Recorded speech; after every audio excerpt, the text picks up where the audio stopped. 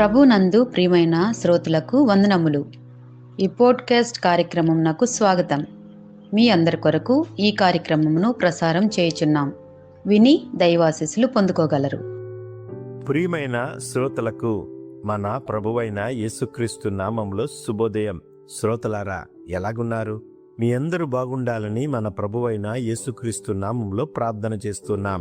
రండి, ఈ ఉదయకాలము దేవుని సన్నిధిలో వాక్యాన్ని ధ్యానం చేద్దాం. Do not doubt God voice. దేవుని స్వరాన్ని సందేహించవద్దు. మత్తయి సువార్త 14లో పేతురు యేసు మాట విని నీటి మీద నడవడం ప్రారంభించాడు. కానీ గాలి మరియు అల్లను చూసినప్పుడు అతన్ని భయం వచ్చింది. అప్పుడు అతను మునగడం ప్రారంభించాడు. యేసు అతనితో ఇలా అన్నాడు, అల్పవిశ్వాసి, ఎందుకు సందేహిస్తున్నావు అని. నిజంగా ఇది కూడా మన జీవితానికి వర్తిస్తుంది. దేవుడు మాట్లాడినప్పుడు మనం విశ్వాసంతో స్పందించాలి. సందేహం విశ్వాసాన్ని బలపరుస్తుంది. అందుకనే ఈ అంశము కొరకు 7 విషయాలు మీ మధ్యన చెప్పడానికి సిద్ధపడుతూ ఉన్నాను.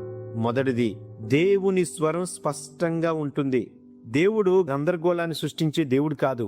ఆయన మన జీవితంలో స్పష్టంగా మార్గదర్శకం ఇస్తాడు. బైబిల్ ద్వారా, పరిశుద్ధాత్మ ద్వారా, ప్రార్థనల ద్వారా దేవుడు మనతో మాట్లాడుతూ ఉంటాడు. దేవుడు దైవజనుల ద్వారా మనకి నేర్పిస్తూ ఉంటాడు. బైబిల్ ద్వారా మనము దేవుణ్ణి తెలుసుకోవడానికి, ఆయన స్వరం వినడానికి ఒక మార్గం.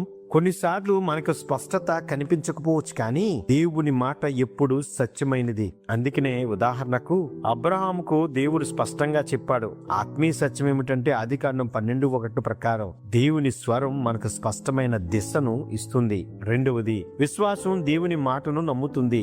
విశ్వాసం అంటే దేవుని మాటను నమ్మడం. పేతురు యేసు రా అన్న మాట విని పడవ నుండి బయటికి వచ్చాడు. అతను యేసు మాటను నమ్మకపోయి ఉంటే ఈ అద్భుతం జరిగేది కాదు కదా. హెబెలు రాసిన పత్రిక 11:1 ప్రకారం విశ్వాసం అనగా ఆశించిన వాటిని నిశ్చయము అని తెలుసుకోవడం. ఆత్మీయ సత్యం ఏమిటంటే విశ్వాసం దేవుని మాటపై ఆధారపడుతుంది. మూడవది, సందేహం భయాన్ని పెంచుతుంది. పేతురు గాలి మరియు అల్లను చూసినప్పుడు భయపడ్డాడు. సందేహం వచ్చినప్పుడు భయం పెరుగుతుంది. మన జీవితంలో కూడా ఇదే జరుగుతుంది. మనం దేవుని మాటపై సందేహించినప్పుడు మన హృదయంలో భయం పెరుగుతుంది.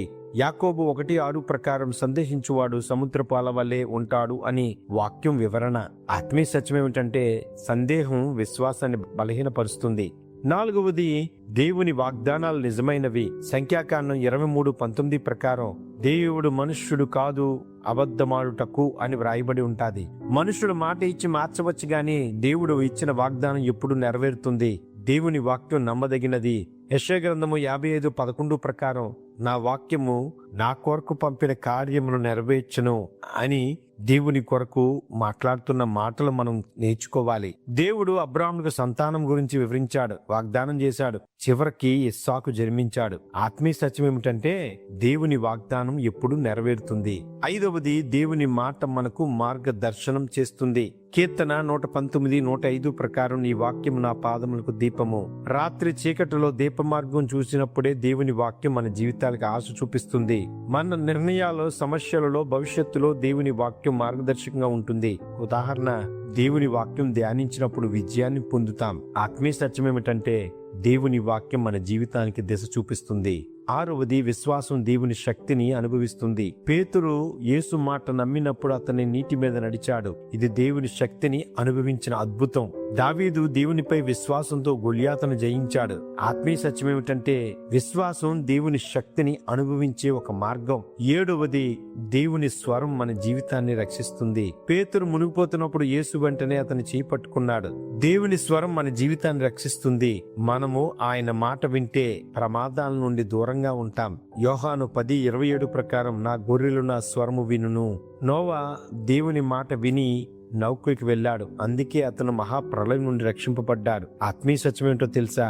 దేవుని మాట జీవాన్ని రక్షిస్తుంది. ప్రియమైన వాళ్ళారా, మన జీవితానికి దీన్ని ఎలా అన్వయించుకుందామంటే మన జీవితంలో దేవుని స్వరం వినడానికి దేవుని వాక్యం చదవాలి, ప్రార్థన చెయ్యాలి, పరిశుద్ధాత్మ మార్గదర్శకాన్ని అనుసరించాలి, దైవజనులు చెప్పే వాక్యాన్ని మనం వినడానికి సిద్ధపడాలి. ఫలితం ఏమిటో తెలుసా? దేవుని స్వరం విన్నప్పుడు విశ్వాసం పెరుగుతుంది, ఆత్మీయ జీవితం బలపడుతుంది, దేవుని చిత్తం మన జీవితంలో నెరవేరుతుంది. అట్టి రీతిలో దేవుడు నడిపించేలాగున ప్రార్థన చేసుకుందాం. ఈ కార్యక్రమమును గూర్చి మీ సలహాలు మరియు మీ ప్రార్థనా అవసరతల కొరకు మమ్మను సంప్రదించవలసిన మా ఫోన్ నంబర్ 9480585039 మరియు ఈమెయిల్ ఐడి info@fibaonline.org. మా ఫోన్ నంబర్ మరొకసారి 9480585039. Email ID info@fibaonline.org.